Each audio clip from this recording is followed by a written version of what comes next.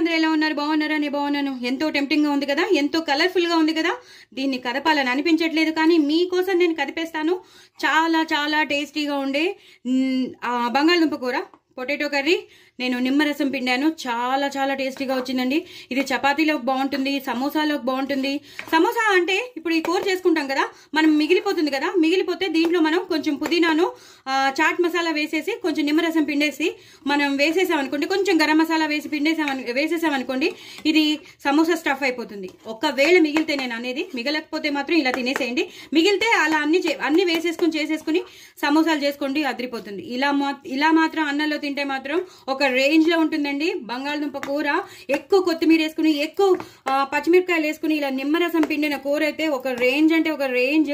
చక్కగా పప్పులన్నీ వస్తూ ఉంటాయి, ముద్దకి పప్పులు వస్తాయి. పిల్లలు ఎంజాయ్ చేస్తారు ఈ కూరని, మళ్ళీ మళ్ళీ కావాలంటారు, మీరు మళ్ళీ చేసుకుంటారు, అంత బాగుంటుంది. సో డూ ట్రై ఇట్ అండి. నా ఛానల్ మాత్రం సబ్స్క్రైబ్ చేసుకోవడం అస్సలు మర్చిపోద్దండి. ఇంకో నలుగురికి షేర్ చేయండి. నా ఛానల్ ని సబ్స్క్రైబ్ చేసుకోవడం అస్సలు మర్చిపోద్దు. చేసుకోండి, తినండి, ఎంజాయ్ చేయండి. But very very tasty. మీకు అందరికీ తెలుసు, బంగాళదుంప ఎందులో అయినా మింగిల్ అయిపోతుంది, ఎందులో అయినా మౌల్డ్ అయిపోతుంది. ఆ మౌల్డ్ అయిపోయిన కూరని మీరు ఇలా చక్కగా నిమ్మకాయ పిండిన కూరని తింటే మాత్రం 2 సార్లు ఇదే తింటారు. నిజం చెప్తున్నాను, కడుపు నిండిపోతుంది.